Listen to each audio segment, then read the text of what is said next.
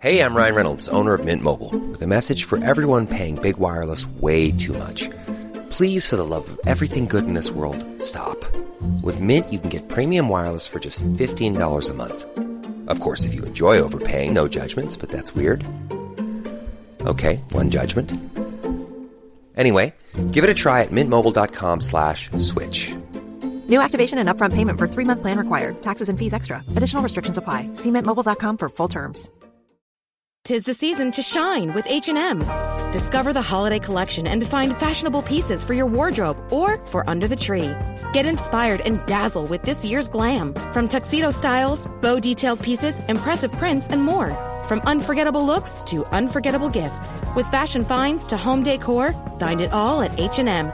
Treat your loved ones and yourself this season. Shop in-store or at hm.com.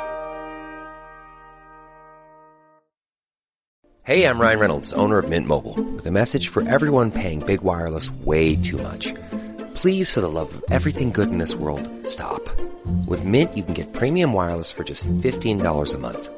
Of course, if you enjoy overpaying, no judgments, but that's weird. Okay, one judgment. Anyway, give it a try at mintmobile.com/switch. New activation and upfront payment for 3-month plan required. Taxes and fees extra. Additional restrictions apply. See mintmobile.com for full terms. 'Tis the season to shine with H&M.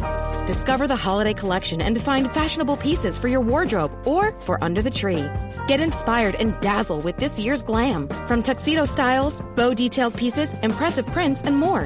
From unforgettable looks to unforgettable gifts. With fashion finds to home decor, find it all at H&M.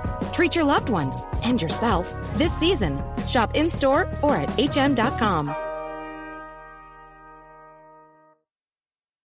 'Tis the season to shine with H&M. Discover the holiday collection and find fashionable pieces for your wardrobe or for under the tree. Get inspired and dazzle with this year's glam. From tuxedo styles, bow detailed pieces, impressive prints, and more. From unforgettable looks to unforgettable gifts. With fashion finds to home decor, find it all at H&M. Treat your loved ones and yourself this season. Shop in-store or at hm.com.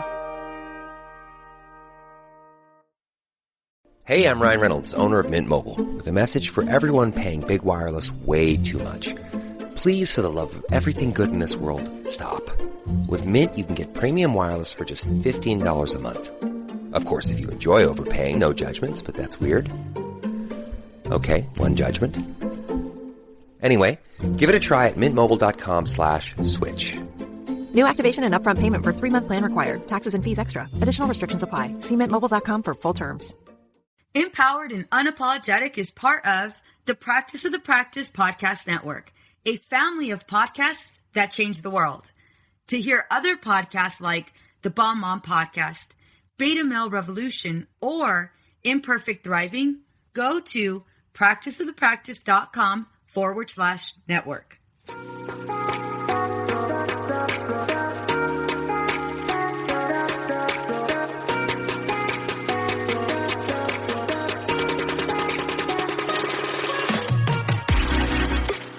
I get it. Being a mom is hard, especially when you are feeling stressed and disconnected. We exhaust ourselves trying to create the perfect life for our family. You deserve to enjoy your family without the stress perfectionism brings. On this podcast, I teach you how to identify who you are outside of all of the roles you play. If you are ready to be challenged, then girl, pull up a chair, grab a pen and paper because it's about to go down. Hey, I'm Veronica Cisneros, a licensed marriage and family therapist on a mission to create a community of badass women who want to learn how to become empowered and unapologetic. Welcome to our girl gang.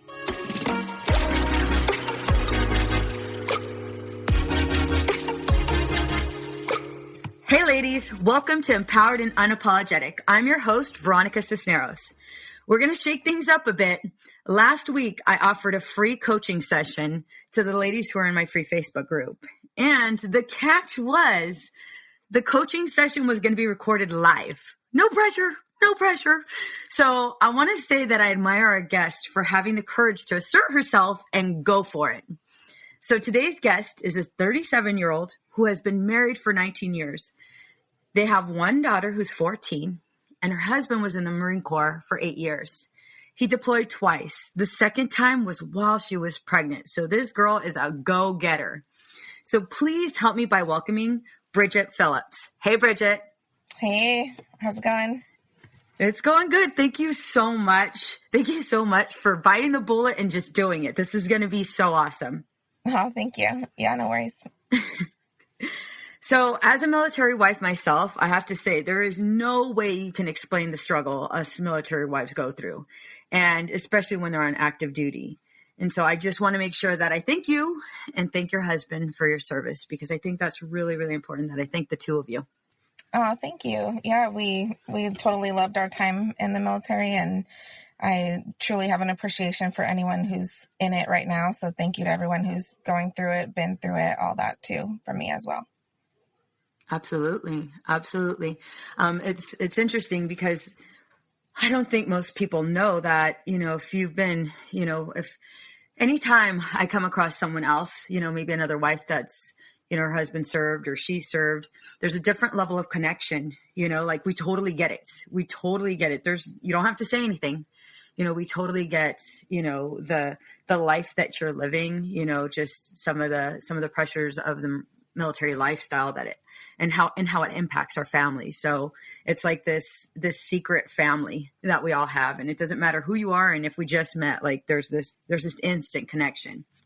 So in today's episode, I understand that you wanted to focus on lack of motivation. Before we go there though, I want our audience to get to know you. So can you please share with us your story? Yeah. So like you said, I've been married since I was 18. So, I feel like, and then we were in the military right away. And then I have been a pharmacy technician since I was 16, worked in retail for 20 years with that. And I just transitioned a year and a half ago into the insurance side. So I'm still a legal drug dealer, AKA, but I also, now I don't have to do retail anymore and I'm in the insurance side. So, I changed my career in that sense, but I have realized within the last, maybe 6 months that I have always focused on my family, like putting my family first, putting my husband first, letting the military guide our lives when we were in. And I realized, oh my God, I've never had control over my own life. Like I allowed or let myself just go with the way things went. And I decided in the last maybe 6 months that I want to take control of my own life and be accountable for my own life. So I'm looking forward to making those changes, but I do feel like I have a lack of motivation in a sense sometimes. So that's why I think I'm here, and I'd be excited to get coached on that kind of stuff. Absolutely.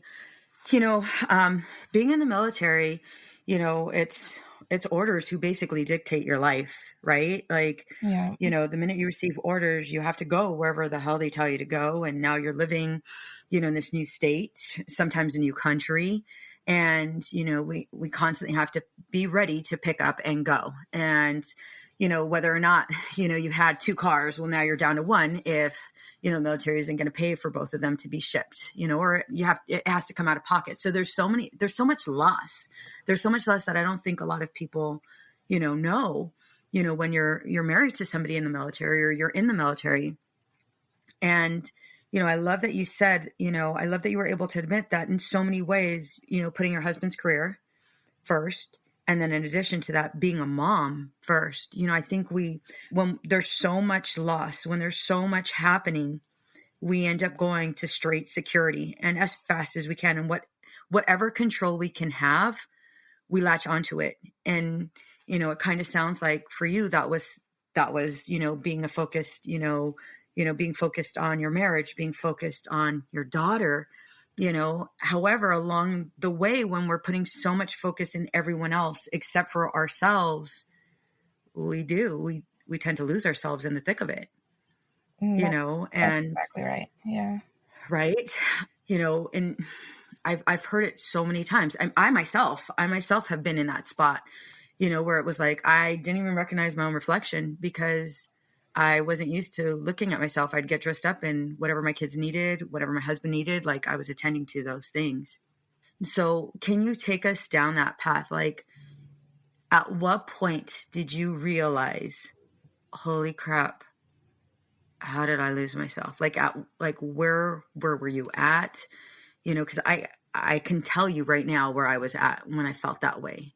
I could probably even tell you the time of day, but for you, how did you know that you had lost yourself? So I don't think I can remember a certain time, like, standing, looking in the mirror or anything like that. But I think I felt myself getting down, not necessarily like fully depressed, but maybe on that path or on that road to getting depressed. And I don't know if there was like something that asked me, like a quiz or something like that online, who knows, but something that asked me, explain something about yourself, or, and I think I realized that maybe like I couldn't explain what I am other than a mom and a wife. I felt like that was my identity, and I was kind of like sad about it, in the fact of like I don't have anything else besides that, and knowing that my teenager is getting older and gonna be out of the house, in almost 4 years, or a little bit more than 4 years. And meaning, then what? Then yes, I'm a mom forever, but it's not like what I like should base my identity on. I should be a single person, in the fact of like I should have an identity separate from everyone else. I felt like I should anyway. And so I felt like I needed to start looking for that, or start creating it, one of the two, or both. And so, that's what I've been trying to do in the last 6 months. I went to a transformative seminar, and I got a lot from that. And it basically gave me like a clean slate. It helped me to just start from basically ground zero and try to like learn to build myself and create myself the way I want to be. And I have started doing that. I am doing that, but I still find myself getting a lack of motivation on like a day-to-day basis. Like I know what I need to do. I know what I want to do. I want to start changing, I want to transition out of pharmacy into real estate. I want to start, making my own business, working for myself. I'm tired of clocking in and clocking out on someone else's time. Mm-hmm. So just things like that. And so I do have a goal, and I have been taking baby steps, but I know that I could have done more. And in the past, 3 months since I started doing that stuff. And I know that I need to do more and step it up, if that makes any sense. So. No, that makes perfect sense. And you also explained the difference. It wasn't necessarily that it was this depression that you fell into. It was, I knew something's not right. Like something just doesn't feel right. And me not being able to answer the question, who am I? Me not being able to, come up with the answer without feeling, frustrated, or without, what's the word? Without being in this empty headspace. Like, how am I not able to answer this question? It sounds like kind of like that was a key moment for you. Like, okay, wait a minute, something's not right. And I think that's what a lot of women run into is, okay, wait a minute, something's off. And it's not necessarily that you have to go into therapy, because like you said, it wasn't depression. It was just this empty feeling, like there's something missing. Yeah, I think that's a great way to say it. Right. And so what do you think? You mentioned, this going to this training, right? And then feeling positive, feeling all of the things, you're ready to transform. And in so many ways, it gave you this clean slate. Okay, so after that, what do you think is standing in your way? Like, what would you say, kind of once you left that high, what were you met with? I think I have days where I'm up, and I have days where I'm down, in the sense of like more motivated than others. And those days, even on some of the days where I'm like, oh yeah, I'm going to do this, I'm going to do that, I'm going to get things done today, but first I have to work, right? And so then I go to work, and then afterward I'm like, oh, I'm tired, or I don't have time, or, now I got to cook dinner. Okay, I'm going to cook dinner, then I'm going to do it.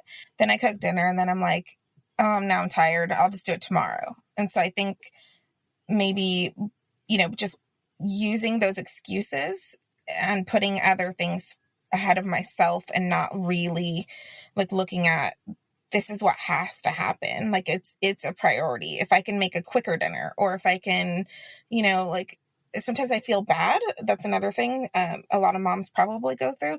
Sometimes I feel bad about putting myself first over what my daughter needs. If she wants to, like, oh, let me, I need help writing this paper, or can you listen to me in my speech? I have to practice my speech, or things like that. So I'm always like, okay, sure, go ahead. But then I also feel like the other part of me uses that as an excuse where, sure, I could stay up another hour, or I can put her to bed, or a little bit earlier. It's not like she doesn't need it, like teens need their sleep anyway.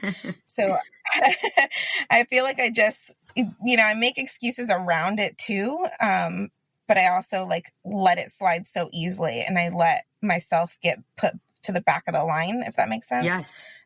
So easily. So yeah, maybe it's like that struggle of I'm a mom, I'm a wife, and putting myself first might be selfish and might be, yes. Yeah, that's probably a big part. Where did you learn that from? I mean, I feel like it's just like a social norm that moms, even from the 50s, and I'm totally what I call myself as a feminist, like, and I'm like, no, we shouldn't be, barefoot in the kitchen or whatever, or like, I choose not to be, not shouldn't, but I choose not to be, because that's an old model, right? Like back when we didn't work, sure, I'd love to be in the kitchen if I wasn't working a full-time job and being a mom and, doing this and this, but, and I feel like it's still kind of stuck there, even though, women now work and women now have to be soccer moms and ballet moms and, music moms and all these things. But like, when do we get time for ourselves? I feel like I have to like plan that out, schedule it. I don't, I find it's hard to do it and like remove the guilt, I guess, because I do have the guilt there. You said two things, the guilt, and now it's another task.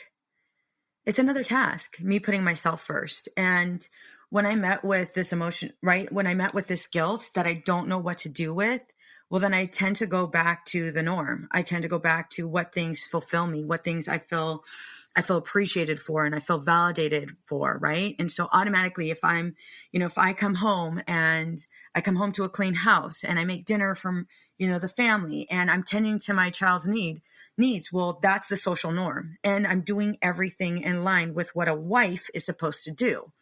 Right. And so I think we've fallen into believing this lie that we've been told, this lie that's been modeled for us. I know it's been modeled for me. I remember feeling such shame whenever people would come to my house and maybe there wasn't one dish put away. And it's like, oh, must be nice not to have to clean your house all the time. And it's like, girl, are you kidding me? It was just one dish. I vacuumed. I mopped. I was on my hands and knees cleaning up the baseboards for you. And the first thing you look at is just that dish. You know what I mean? But there's a whole great amount of judgment, with our families. Or, I remember going over to my grandma's house, and every single time I would go to my grandma's house, she would ask me, or she would ask Willie, are you hungry? And I'm like, Grandma, you only speak Spanish. How all of a sudden you know English just to ask Willie if he's hungry, and she's like, you need to treat him right. And she would get on me, you need to treat him right. And then she would go to the kitchen and start making him food. And it's like, Grandma, we just ate. And then Willie would look at me like, I'm not hungry. And I'm like, fool, you better eat, because Grandma's in the kitchen. Like, yes, we just came from dinner, but you have to eat this, whatever she makes, otherwise I'm a bad wife. What are you doing? She already thinks I'm a bad wife. Don't make it worse. Now I have a husband who doesn't listen and who's not appreciative. Like, don't make this worse. So yeah, definitely the social norms, right? Yeah. How do we get to a place where we're able to break it? Like, so you're met with this guilt. And I'm asking you this because I want you to think of what it might feel like the minute, your daughter comes up, you just had a long day of work, right? And, you go upstairs and have 10 minutes to yourself. And you're met with, or you're interrupted by your daughter who ran to you the minute you entered that door and says, Mommy, I'm so excited to show you something. How likely are you to still go upstairs and decompress for those 10 minutes than you are to go and see what she has to show you? Like, what would it look like if you were to go upstairs instead of tending to her needs? I mean, now that she's like a teenager, I think she might, honestly, I don't know, because even asking her, like, I'm thinking, okay, what if I ask her, give me 10 minutes and then I'll listen, I'll have time to listen or something like that. I feel like she may or may not take it as I'm not as important as whatever my mom has to do for 10 minutes. So, I'm not sure. I don't know what, Look at how I guess that could be me. Look at how you went straight to, I'm sorry for interrupting, but I just want to kind of comment on this. Look at how you went straight to, well, I have to ask her for permission. Yeah. Like I wouldn't ask her, but I mean, like I would tell her, like, hey, give me 10 minutes. I'll be right back. But yeah, I see what you mean. Like that's my complete guilt. Like, yeah, I'm a mom. I feel like I've always been a mom first. And I guess that comes from something in my head saying that should be the way, like that I should always be a mom first. And that if I'm not a mom first, then I guess I'm a bad mom, like I'm not a good enough mom or all, et cetera, et cetera. Yes, right? yes. Absolutely. And so that's ultimately what you're battling. It's not this lack of motivation. You're obvious, girl, you're more than motivated. You're driven. If you mean to tell me that you were pregnant while your husband was deployed, hell yeah, girl, you know exactly what to do. You know exactly what to do and you're able to figure it out, right? The thing is, when we're met with breaking something, we are met with breaking this pattern. Well, it's difficult because we don't want to disappoint. And we don't want to experience any judgment from other people. And then we don't want to hurt others. And I think as women, we're nurturers. We want to go ahead and be there and do all of the things for everyone because it feels good. We see those smiles and, we feel that love. And the minute I put myself first over my kid, well, yeah, the first thought is, what type of mother am I? But if we can go ahead and look at it as, okay, if I don't put myself first, well, then where will I be? And you mentioned, in the beginning, it wasn't that you were depressed, but it kind of felt like there was something there. Imagine continuously doing this over and over and over. How quickly can somebody fall into depression when they don't have an identity? Yeah, totally. That is pretty powerful what you said. And, when you say, when you were speaking right now, I just went right straight to the like airline thing where you put your mask on first. Yeah. And then you put the kid, the mask on your child. It's kind of true. Cause if I'm not creating and being the person I want to be, it really doesn't matter because now I'm emulating a certain type of mother anyway to her who maybe she'll spin that in some sense later when she's a mom and she might decide I always have to put my child first because that's how my mom always did. Or, like it can be viewed in a different sense from her perspective later in life or now too, where if I'm not taking care of myself and like being who I want to be and letting these things happen and using them as excuses to not get to where I want to be, then, I'm not showing up as the person that I'd like to be and that I want to be for her. Yeah. And that's not something we want modeled, right? Totally. Agreed. Yeah. And so now let's take it even further. I'm going to ask you, you just said excuses. What are the lies you tell yourself with regards to not completing your goals? You mentioned a couple of them with, I'm too tired, I had a long day, I'll do it tomorrow. Well, that's kind of a lie because you probably said that yesterday, right? And I know I've been guilty of it, so this is why I'm calling it out, right? This is why I'm calling it out because I've done it myself. So I'm just going to say that. But like, okay, so that's a lie. What are the other lies you tell yourself with regards to, fulfilling this goal? Mm-hmm. Some things I'll tell myself it's hard or I don't want to do it, which is stupid because I do want to do it. It's just like that task I don't necessarily like over the other tasks. Like I've built my website, but I haven't done my marketing materials because I feel like what's the content? Now I've got to get the content to get the marketing materials. And so like literally I've stuck right there where my website's up. It needs to be fixed a little bit, but otherwise it's like pretty good. It's decent to start up with, and then, but getting my ordering my marketing materials, I need to go get content or like figure out my content. And so in my mind, like I've told myself that's hard. And so like I've legit like never, like I haven't touched it, just because I like lie to myself that it's hard. It's not. It's just something that needs to be done. It's not that it's hard. It's just something I need to do and got to figure it out. Like, have I done other hard stuff in my life? Like you said, being pregnant while he was deployed. Yeah. So can I do it? Yeah. So in that sense, yes, it totally is a lie. Like it's not really that hard. Like, come on, I've had a child, I've raised a child, I've been in the military, or with my husband being in the military. I've, done all these things in my life that are way harder. So yeah, that's a fat lie. Totally. Okay. You called me. Got it, girl. That's all right. Again, I'm only able to call it out because I've been there. I've totally been there. Yeah. All right. Another thing. I want us to look at the costs and benefits. So what is it costing you for you not to complete that goal? What is it costing you that you haven't met that goal yet? Honestly, like freedom and happiness. Like, I go in, I do this job that I'm not particularly caring about, like wanting to do. I'm not even fulfilled. Let's put it that way. This job is something that it's far away from the public, that I feel like I can be a better person. I could show up as the person I am, which is helping others, in a different type of job, in a variety of different jobs. It doesn't have to be the exact one that I'm looking to get into, but this job is so far and distant from being fulfilled for me that I don't enjoy it every day. And so literally it's costing me my happiness almost every day. I love the people I work with. It's definitely not the people, I've met great people there and I love it.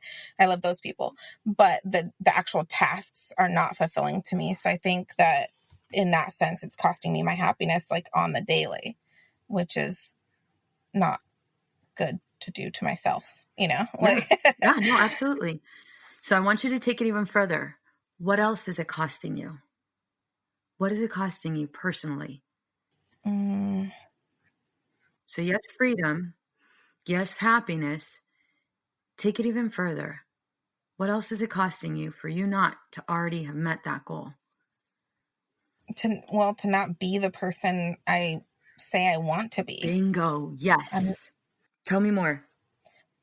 To not show up as the person I want my daughter to see me as, that I want to show up in life as, to other people, like I'm not fulfilling my full potential on the earth. If that I know that sounds weird. No. Yeah, absolutely. Absolutely. I get it.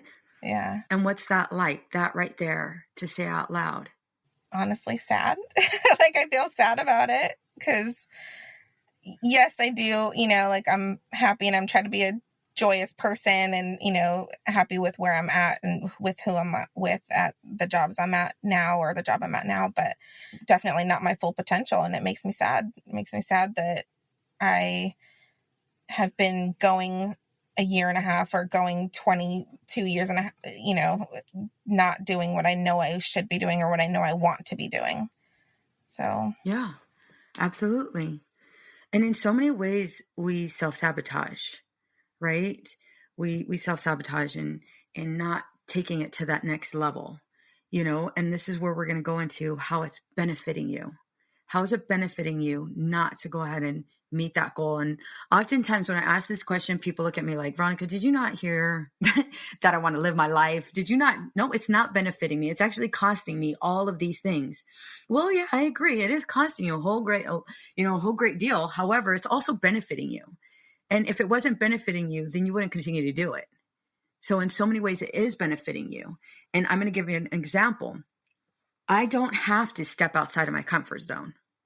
I can continue to say tomorrow, tomorrow, tomorrow. I don't have to feel this uncomfortable emotion.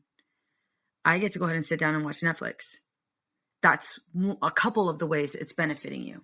So I'm going to go ahead and ask you that same question. How is it benefiting you for you not to go ahead and meet this goal? I honestly know exactly what you're talking about, of how it's benefiting me.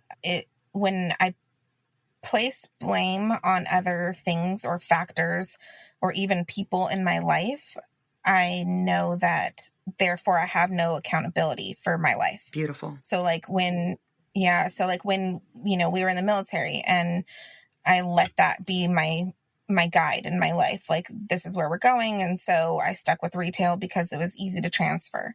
So then, okay, I can't choose my career because, you know, I better stay in this job because I can, no matter where he gets deployed to or, you know, stationed to, then I can transfer. And this is how it should be because it's easy. Yeah. So then I don't have to take responsibility.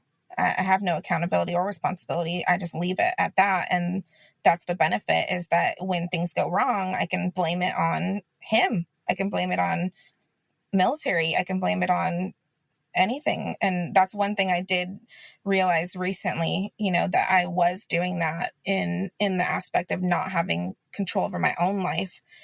It gave me the freedom to not take any slack for anything or any responsibility or any accountability for the negative side. That was my benefit, was that if I put it on others, if I put it on him, or if I put it on the military, or if I put it on our situation or where we live or whatever it is, then I don't have to take that onto myself and be blamed for it.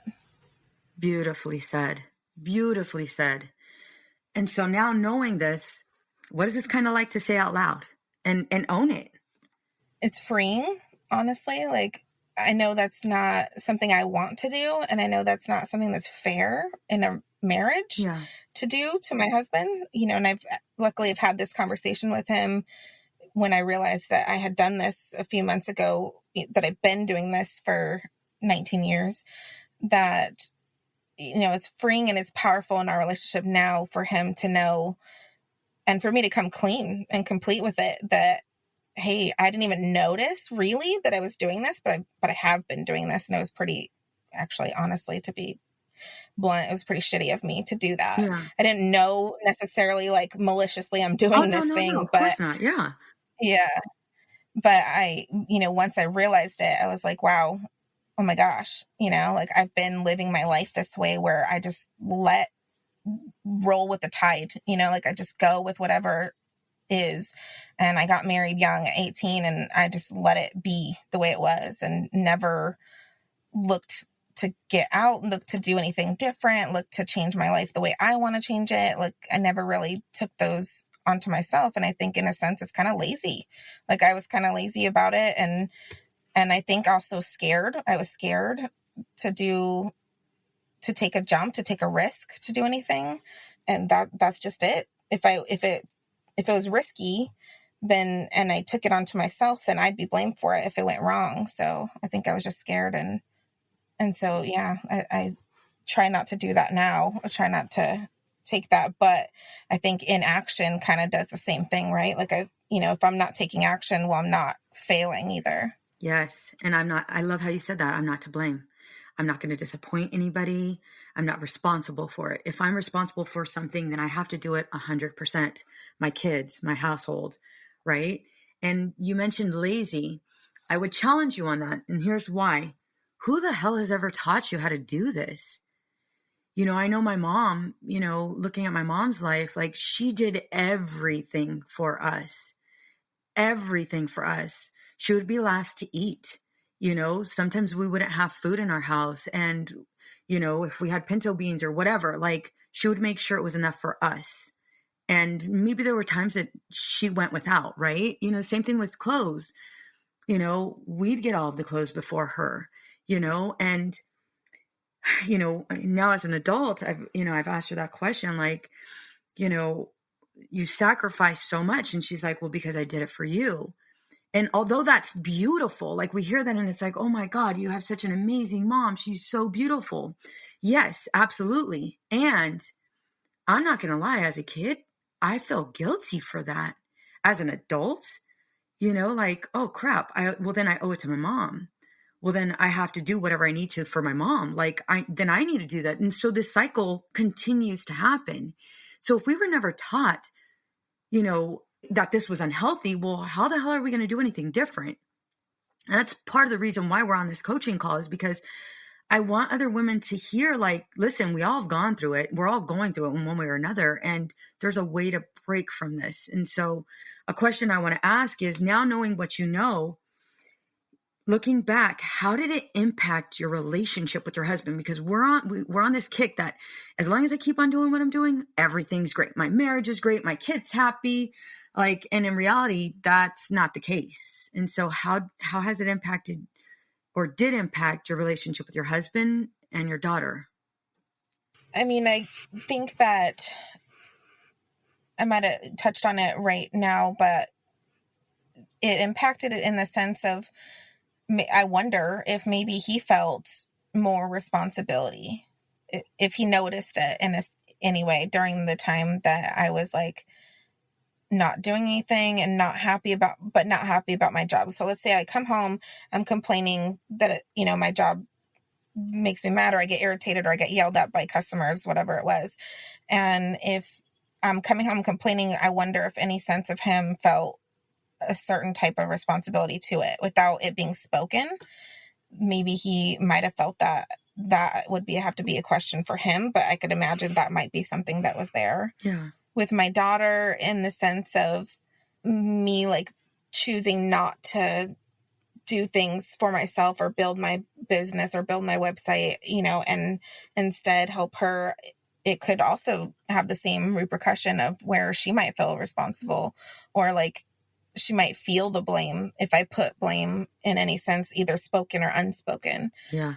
Where, okay, I got to be a mother, first. And maybe there's like a tone in my voice, or maybe there's like a little frustration there that I'm feeling, or maybe a little resentment that I'm feeling, or something like that. Kids are so smart and can read those things that maybe she's felt it, or maybe she's like you said, maybe she'll grow up and feel like she has to be the same way and not be able to put herself first. And honestly, when you put it like that, I don't want that for my daughter. Yeah. So yeah, I remember. Yeah, that hits home. Right. I remember when I was going through it, I didn't realize I had resentment toward my kids. I didn't realize I had resentment towards my husband. Like, if you would have asked me in that moment, I'd be like, no, I love cooking every single day. You know what I mean? Like, what's wrong with you? Or are you asking me this? Like, no, I love, finding new recipes, and I love a clean house. And, I love the fact that I don't go to bed unless all my dishes are clean and my carpet is perfectly lined because of the way I vacuumed it. Like, no, girl, everything about my life I love. You know what I mean? However, now I look back and it's like, oh my God, I was completely delusional. That's a lie. I was not happy. Anytime I heard mom, I wanted to kill a kid, or when my husband would call me and say, hey, by the way, can you? The minute I heard, can you? I so desperately wanted to hang up the phone, possibly curse him out, go straight to his work, throw all the kids at him. Like, there were times that it was like that. Like, it was just, and I would kind of shove it down and just go about my day. I'm not saying I was like, Paula Deen, or not Paula Deen. I'm not going to say, I can't even think of a mom, like a PTA mom or whatever you want to call it. Like, I can't say that I lived that life perfectly, but I know that perfectionism was the goal, and so that resentment I carried for a long time. Yeah. I'm glad you said examples, because you know what, when you said the moment he says, can you, I've totally been there, where I'm like, literally, I could feel myself like boiling when all he said is, can you? And it doesn't even matter what the rest of it was. And I'm like, oh my God, I'm so busy right now. And I guarantee you I've had that conversation where like I cut him off and didn't even let him finish, like what it was. And I'm like, no, I'm like literally losing my own mind. I've got to do this, this, and this. And I'm driving here and this and that. And then he, I guarantee you there's been times where he's like, I just wanted you to like, something stupid, like move the towel from the couch to the linen closet. Something stupid, right? And I'm like, oh, well, yeah, I could totally do that. I love Sorry. you. I'll see you later on tonight. Bye. Yeah, just kidding. Love you. Bye. Yeah. Definitely, where I've like jumped him right then and there, because I'm like, no, I can't take one more thing on, I swear. If you give me one more thing on my plate, I'm literally going to lose it. But yeah, it's not fair to anyone, because first of all, who put the stuff on my plate? I did. Absolutely. So, absolutely. All right, girl. So we're going to do something right now, because we're going to make this happen. I want you to identify one goal. Okay. One goal. And I don't want you to make it big. Like, don't tell me I'm going to go ahead and run a marathon in 1 month. Like, Like, I want it to be something that's doable. Like, I want it something completely doable. Like, just one goal. It's definitely finish, like, make the content for my my marketing materials and actually order them. Okay. I think that is where I'm at. I know that's my next step. I know that I've put it off. I've been quarantined for 3 weeks and I haven't even touched it. I totally could have touched it. I have no excuse. No excuse. Well, remember, nobody taught us this. We didn't know about these insecurities. We didn't know how it was impacting us. All of this, we just unveiled. All right. So your goal is to create content or to purchase the marketing material? Because we're going to narrow it down even further, like one of the two. Or are they both hand in hand? It's kind of hand in hand, like a rack card, like what my business offers. So I need to create the content of what my business offers to put onto the rack card and then order it, if that makes sense. Okay. Just so like actually make it. Okay. So what will stand in your way of accomplishing this goal? So we already mentioned guilt. Mm-hmm. We already mentioned you're working long days and you come home and you just want to relax. Mm-hmm. What other things will stand in your way from accomplishing this one goal?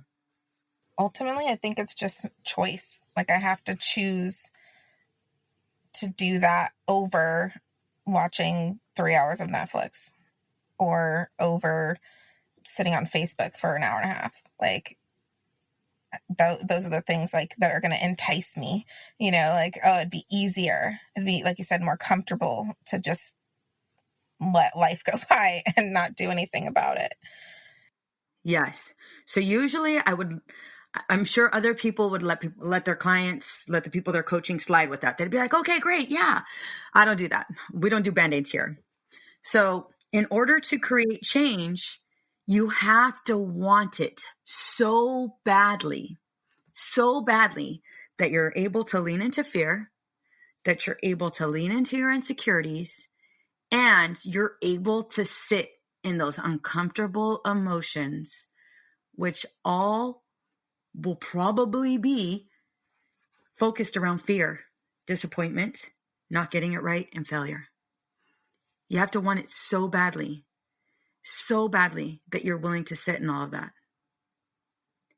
So right now, I'm going to ask you again, what will stand in your way? I think fear of not getting it right. Like not being good enough, even deeper would be not being good enough. When I do start to make these things, like I feel like, is this good enough? And I'll like go ask other people and get like consensus and what do you think? And those things. Yes. So, I don't trust myself. I don't trust myself to make the decision. I need validation from others. Yeah. Yes. So that's going to delay you because now you're waiting on somebody else to accomplish this goal. Well, they haven't responded yet. And maybe they didn't like it. And oh my God, you know what? They probably didn't like it. Otherwise, they would have come back to me right away. They would have given me feedback. Or there was hesitation the minute they said, yeah, girl, it was great. Or they just used great versus it was amazing. Oh my God, it was life-changing. I would totally get it. Like all of those things are going to stand in your way. And so knowing that, okay, there's going to be things that are going to stand in my way. And how badly do I want this? How badly do I want this? So now we're going to come up with a date that you can't go back on, girl, because you're in the group and I know you. So I'm going to be on your ass. Totally. So we know that all of this is happening for us. And this is why we stay stuck. And I shouldn't just say women. This is why, especially as moms, stay stuck because of the guilt, because of the resentment, because we don't want to be criticized. We don't want to be critiqued. We don't want to fail. We have this high standard, we don't want to get it wrong.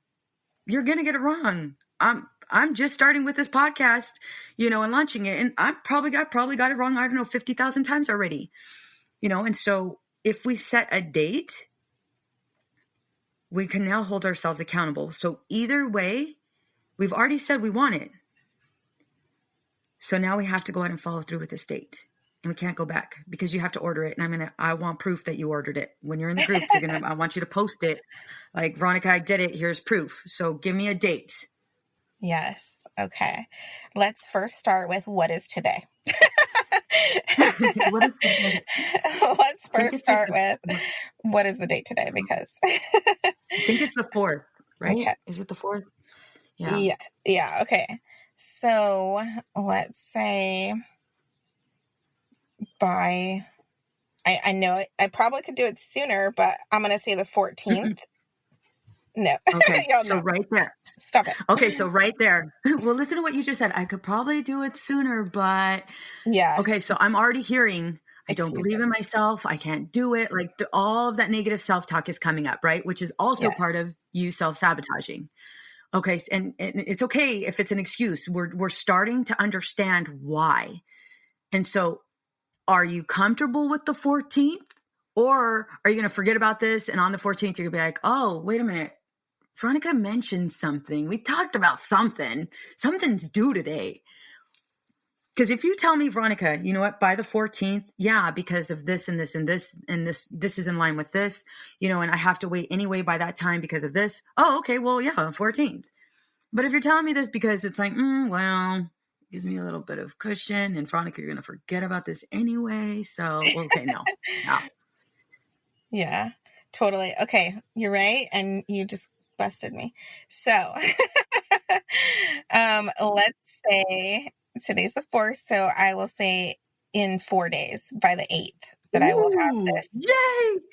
done. Okay, so everybody listening is like, yeah. Everybody listening is cheering you on. All right. So Bridget is going to get it done. Repeat the date. April 8th. I will Boom. have it It's happening. April 8th. 4 days. So for those of you, 4 days. So for those of you listening, you got to get into the free Facebook group so you can see and hold Bridget accountable. And in addition to that, oh, wait a minute, this is going to air after. So never mind. You're going to see if she did it or not. So here we go. So we have the date. Okay. Now what steps? Give me quick and easy 3 steps. What steps do you need to take right now to make that happen? Do you need to schedule it on your phone? Do you need a time every day? Like, do you need an hour of only you doing this work? Like, what do you need to do to make this happen? Give me 3 steps. For sure, schedule in the time on my calendar to where I'm blocking out time. Okay. So then also eliminate, like at that same time, eliminating outside sources. Like I said, Facebook, text, calls, everything else. Mom, can you do this? Hey, can you do this? Honey, can you do this? Where I'm blocked out and I'm literally working towards something. So blocking out that time, number 1. Number 2, just like breaking it down to the actual task is research what the content is and creating that content. And number 3 would just literally be building it, like making it and ordering it. That's it. Boom. Boom. It's going to happen. It's already happening. I'm excited. Like you can't see me. I'm like doing my dance. It's happening. It's happening. Okay. So now I'm going to ask you, what did you learn from this conversation that we had? What's your takeaway? I learned a lot. Like, I think one of the bigger takeaways is honestly like a question of where does that come from, of the social norm that moms have to put themselves first over anything else. And why is that better than putting ourselves first? Like, why would I be a better mom if I put everyone else first? Why? Who created that? Who said that? And why do I feel that way? Like, because I think it's not justified and I can't even pinpoint it. Like, if there was someone where I could be like, oh yeah, it's this stupid magazine I read and that's dumb, then I would be able to disregard it, right? But because it's just out there everywhere or nowhere in the same sense, then it's mostly me. It's not anything else. It's me that created that somewhere, some way, somehow. So I think that's the biggest takeaway that I've got, that it's just me making these things up in my mind that I'm a not good enough mom if I put myself first, I'm not good enough. So yeah, that's huge. All right, awesome. Okay, last 2 questions. You've done amazing. Like just kind of listening to you in the beginning to where you're at right now, complete transition, like a great transition. So, question I ask all of my guests: what are you doing right now to live the life you want to live? I'm taking action. Boom. Like I just told you a date, so therefore that was an action. That was a minor step, right? And then as soon as I get off this with you, then I'm putting it into my calendar before I literally move, so that I'm not like, oh yeah, what was I supposed to do? Like you said, like literally going to put it in my calendar right this second. And then, like one foot in front of the other. That's it. Moving, Absolutely. doing something, Absolutely. taking action. All right. Now, what advice would you give to the mom who is currently feeling stressed and disconnected? If she was standing right in front of you, what advice would you give her? First of all, just breathe. If she's feeling stressed and disconnected, just breathe. Look into herself and find the good, what's good in her, her good qualities, her good skills, even if she wants to, but mostly qualities, and find a way to show those to the world. Like, I know that one of mine is my passions, and one of my skills per se is helping others. I'm just that type of person. Not everyone is an extrovert. Not everyone likes to be social, but I do, and I am. And that's a talent and a skill and something that I can use to be the best person I can be in this world before, my time's up. So to allow myself to not use it is breaking my own heart. I know that sounds funny, but I'm literally breaking my own heart by not doing that or not being that person that I want to be. So if I was standing in front of someone just like I feel like I've been in the past, then I would be like, look, girl, you got this. Take a breath. You can do this. I can see these qualities in you. Can you see these qualities? Let's start there and bring those qualities out, and then look into how can you use these qualities? How can you take one step? How can you move one foot in front of the other? And number 2, connect with Veronica. Check out my girl, Veronica. She can help you. She can coach you. She can guide you. Definitely check her out. You did it. You did it.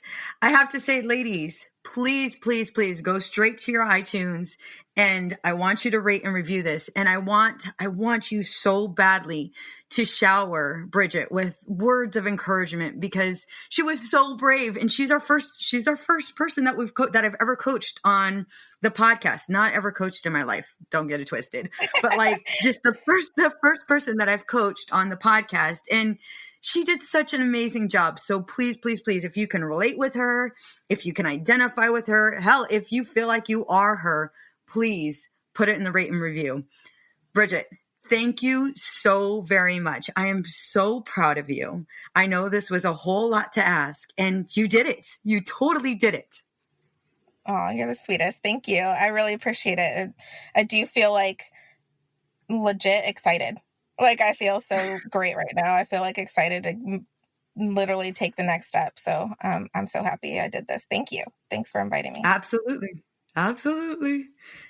All right, guys. See, until later. Until then. Until whenever. I don't know what I'm saying. It's been a long day.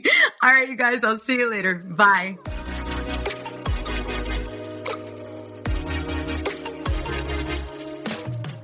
What's up, ladies? Just want to let you guys know that your ratings and reviews for this podcast are greatly appreciated.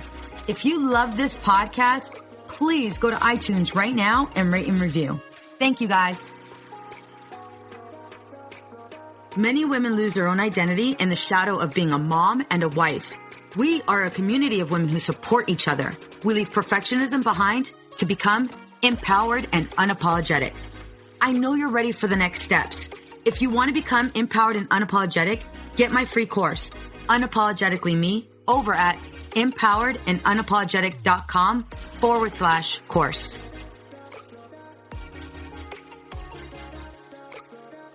This podcast is designed to provide accurate and authoritative information in regards to the subject matter covered.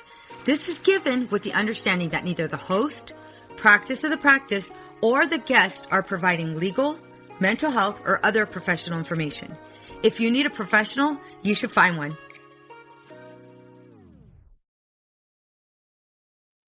I know we've been taught that motherhood requires alcohol. I know we've been taught not to question our relationship with alcohol until we've lost everything. And I know we've been taught that if we do dare to examine our relationship with alcohol, we need to head straight to AA and declare ourselves an alcoholic who is powerless to alcohol forever. But what if all that isn't true? That's definitely not my story. I'm Suzanne, the host of the Sober Mom Life podcast. I'm an influencer who stopped drinking in January 2020, and since then, I've been telling the truth about motherhood, influencing, alcohol, and sobriety. If you suspect deep down that glass or 3 of wine at night might just be making motherhood harder, well, you're right. Come and join me as I chat with other sober and sober-curious moms. Let's laugh, cry, and normalize sobriety together, all while we reheat our coffee for the 4th time today. Addiction impacts all of us. Addiction's consequences run through all of us. From ourselves to our loved ones and through our communities, addiction creates so much loss and grief. My name is Dwayne Osterlin, and I'm the host of the Addicted Mind podcast, a show featuring personal stories, expert guests, and vital information about addiction and addiction recovery. We'll talk with leading treatment providers to discuss the latest research and treatment options for this devastating disease and advocate for mental health awareness. We discuss topics like the importance of creating a community of support to helping loved ones to some of the latest research on psychedelic medicines. The Addicted Mind podcast has been about creating hope, listening to stories of many amazing people that have overcome addiction and are thriving. If you or a loved one is struggling with addiction, subscribe to the Addicted Mind podcast wherever you get your podcasts, or check out theaddictedmind.com. New episodes every Monday. See you there. I know we've been taught that motherhood requires alcohol. I know we've been taught not to question our relationship with alcohol until we've lost everything. And I know we've been taught that if we do dare to examine our relationship with alcohol, we need to head straight to AA and declare ourselves an alcoholic who is powerless to alcohol forever. But what if all that isn't true? That's definitely not my story. I'm Suzanne, the host of the Sober Mom Life podcast. I'm an influencer who stopped drinking in January 2020, and since then, I've been telling the truth about motherhood, influencing, alcohol, and sobriety. If you suspect deep down that glass or 3 of wine at night might just be making motherhood harder, well, you're right. Come and join me as I chat with other sober and sober-curious moms. Let's laugh, cry, and normalize sobriety together, all while we reheat our coffee for the 4th time today. I know we've been taught that motherhood requires alcohol. I know we've been taught not to question our relationship with alcohol until we've lost everything. And I know we've been taught that if we do dare to examine our relationship with alcohol, we need to head straight to AA and declare ourselves an alcoholic who is powerless to alcohol forever. But what if all that isn't true? That's definitely not my story. I'm Suzanne, the host of the Sober Mom Life podcast.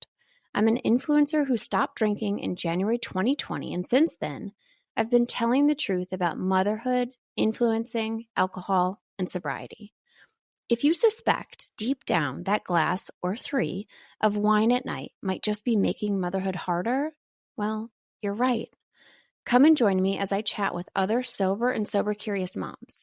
Let's laugh, cry, and normalize sobriety together, all while we reheat our coffee for the 4th time today. It's easy to blame ourselves for our struggles with alcohol. We see people around us being able to control their drinking without any consequences, yet no matter what we try, we can't seem to figure it out for ourselves. My name is Jillian Teets, and I am the host of the Sober Powered podcast, where I use my biochemistry background to explain the latest research in addiction and help you understand both why you drink the way you do and how to develop the skills and mindset you need to find freedom from alcohol. I discuss topics like why we think about our drinking 24/7, why we have no off switch, and why we crave alcohol. If you're struggling with your drinking or you know someone who is, then I hope that you will check out the Sober Powered podcast. New episodes every Friday. See you there.